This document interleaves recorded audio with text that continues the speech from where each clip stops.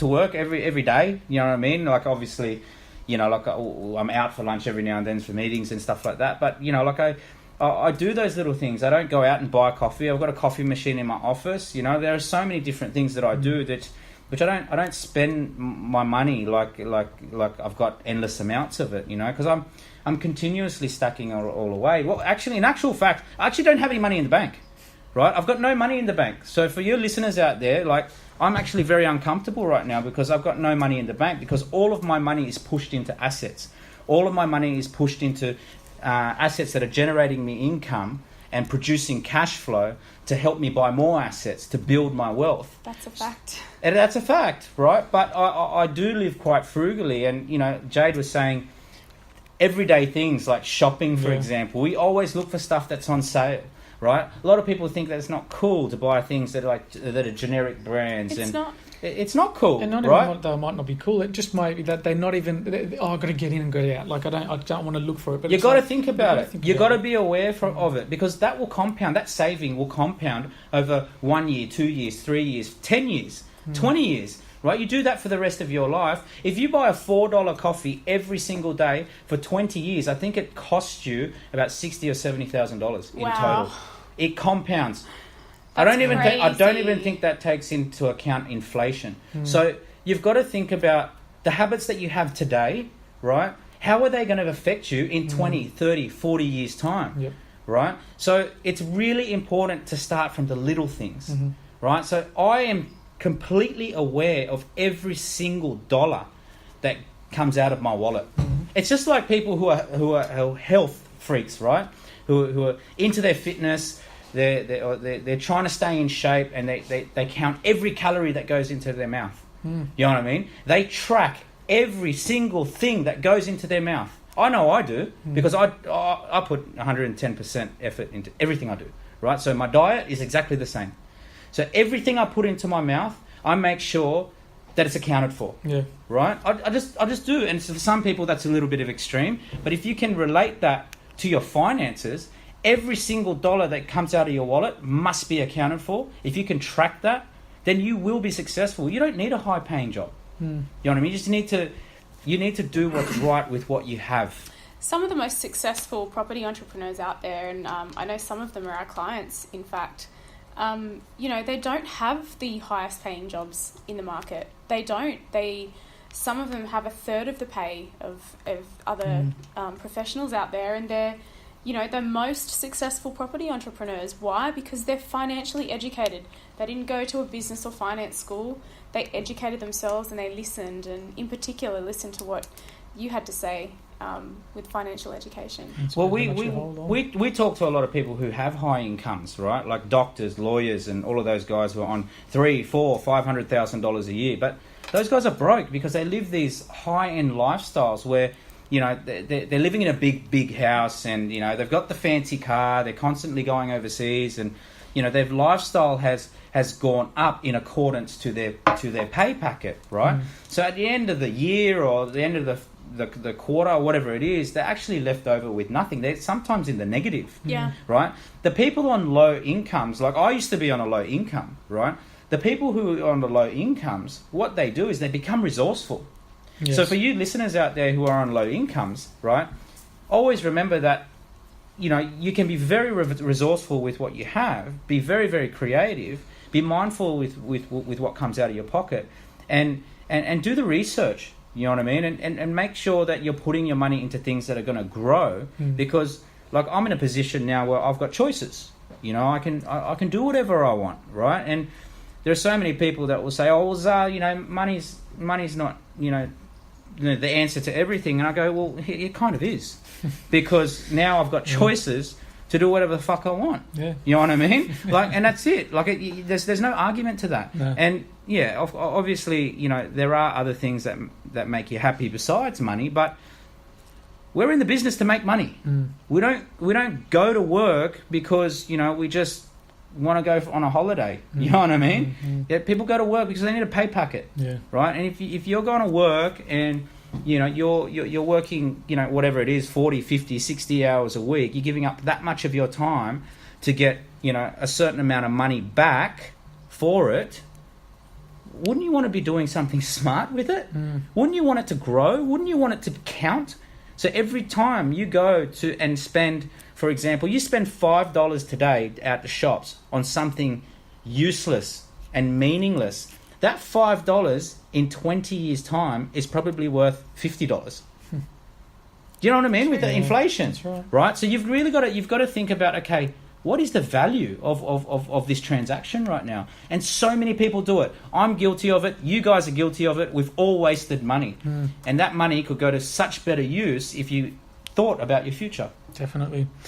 Although factors such as income, social norms, and other behavioural biases influence people's spending habits, self-control is undoubtedly one of the factors. So there's a fact, actually. 48% of adults said that they cannot budget regularly for their day-to-day finances. And that's pretty surprising, if you ask me. So what I was going to ask as well, Jaden, I'll start with you. Can you holiday, own a car, and buy a house all at the one time? Is it possible? It depends at what point of life you're talking about. What car, Mark? What house? A charade or a Ferrari? So a charade. Okay. So I would say no. Not at this point. It depends at what point in life you're at. At what stage are you at in your life? If you're in your 50s or your 40s, 50s, 60s, and you're financially independent, and you've built up your portfolio of wealth.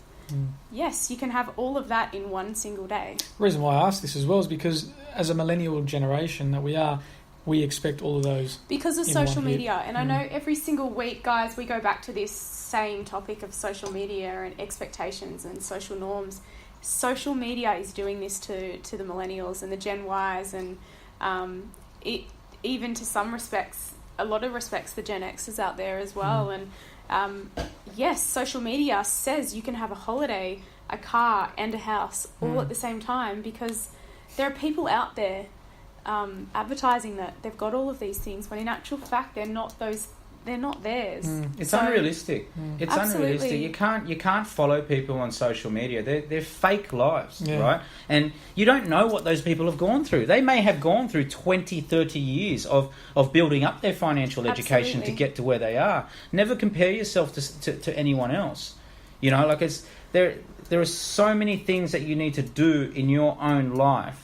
Worry about your own backyard first. And then go out and do the things that you want. Like, I don't know what the original question was, Mark, but it was something along the lines of when is it the right time to sort of reward yourself? Is that what you're trying to say? Well, everyone's different. Like, for example, so many people are content with, having, say, 2 or 3 investment properties and then going, okay, well, that's enough. I'm happy with that. And if that's their thing. And that's their thing. Look, for me, that's not my thing. Like, I just think 2 investment properties or 3 investment properties aren't really going to fund my lifestyle, which I want, which is going to basically just make me keep working for the rest of my life. Yep. So I've had to dream big. I've had to really go for really, really big goals. And the problem is that people might make one investment, or they might save $100,000 or whatever it is, and then they think, well, I've done the hard yards and now I can reward myself. But in actual fact, it's going to do nothing for you. Yeah. You really do need to have that mindset. It's not about attaining that one goal of having, a specific type of asset or, a specific number of assets. It really is having that mindset for the rest of your life and knowing what you're going to do with every dollar that falls into your lap. Like for me, for example, I never ever have money in the bank.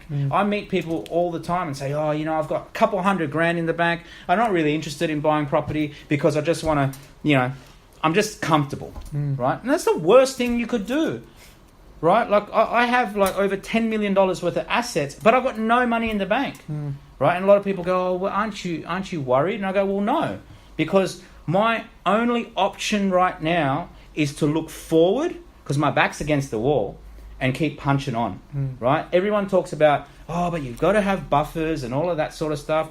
Now, I've just got to put a disclaimer out there. This is not financial advice, and it's probably not the best advice, but this is what I do for myself. And I have $0 in the bank because it forces me to get up and go to work every single day and to make shit happen, right? And if I didn't have that driving force behind me, then I probably wouldn't have the success that I have today. So the message here for the listeners is put yourself in a position where you have to fight for your money. Put yourself in a position where your money has no choice but to work for you. So for example, if you've got $100,000 in the bank, put that $100,000 to work. Think of it as 100,000 little minions. Rather than dollars, they're little, you know those things on Despicable Me, those little yellow things? They're so cute. There are 100,000 of them. Put them to work. Yeah. Get them to go to work and generate you some income and bring it back in for you and double it. Go for doubling it. Yeah. Right? And that's what people don't understand. They don't understand the mechanics of leverage, and they don't understand, that it does take sacrifice. Like we've got funds within our company that go for 5 years. Right? People don't see their funds for 5 years, but so many people can't, adopt that mindset of not seeing their money in 5 years. But if you invest $500,000 into our investment fund today, in 5 years' time, I can double that for you. I'll give you $1 million back. That's our investment fund. But you know what? How many people commit to sparing that $500,000 for? I know we're talking big numbers here, but this is just an example. How many people can actually even comprehend sparing that $500,000 for 5 years? Not many, because many people they want to fill their egos up and they want to click in on the bank account every day, clicking in on and log into their net bank and go, like I got $100,000 in the bank, or I got $500,000 in the bank. It's like, what's that going to do for you? And it's a digital number. You can't even touch it. Most people want to be able to touch things. That's why they don't want to let go of them. But you can't even touch this money these days. I heard another thing that's really in the forefront of my mind. As a female, I hear it all too often that, I'm not good with numbers. I'm rubbish with money, and I can't be trusted with money, and I just feel like it's just not a good enough excuse anymore. I think we have an obligation to go out there and be financially, sound with our decisions. If we have to be one day, you might be in a relationship and your husband or your partner takes care of all the finances, but if you've got no knowledge or no financial education backing you either, then it's not going to work. And I think I also read somewhere today that women live longer than men. I think it's 3.5 years to be exact on average. So, but we retire with half the amount of superannuation in the bank. It's nothing. Exactly. It's nothing. And you know what? Going off that, because you're talking about women and money and all of that sort of thing. One of the main things of why relationships break down or marriages break down is because of money. Yep. Right? And sometimes it's too much money, right? But most of the time it's argument over the lack of money. So it really is an important thing, and people shy away from it so much. And I hate it when people shy away from it, because it's a problem that needs to be addressed. People, it's almost like people sweep it under the carpet and go, "Oh no, she'll be right." It's like the Australian culture. Yeah. She'll be right. And it's like, well, no, she won't be right, because there's no money to pay the bills. You know what I mean? I know so many people who are upside down because they had the "she'll be right" attitude, right? And it's just that doesn't get you anywhere. That's not being solutions focused. Being proactive and solutions focused and making sure that you're financially sound when it comes to, like, for example, people who win the lottery. Most people who win the lottery, they lose it within 2 or 3 years, no matter what it's just such a high rate, right? High percentage rate of losses. Now the reason being is because these people aren't financially educated. They never had money in the first place. They've never ever had to manage money or build wealth in a way from starting from nothing. So those people, they're so financially dumb and stupid that they lose it all, right? And that's what you don't want to be, like those guys. Yep. Except you haven't won the lottery. Do you know what I mean? So what you want to be like is that when you do get your money, you actually know what to do with it. That's right, yeah. You need to learn. And there are plenty of books out there, and it's not hard. Ah. Like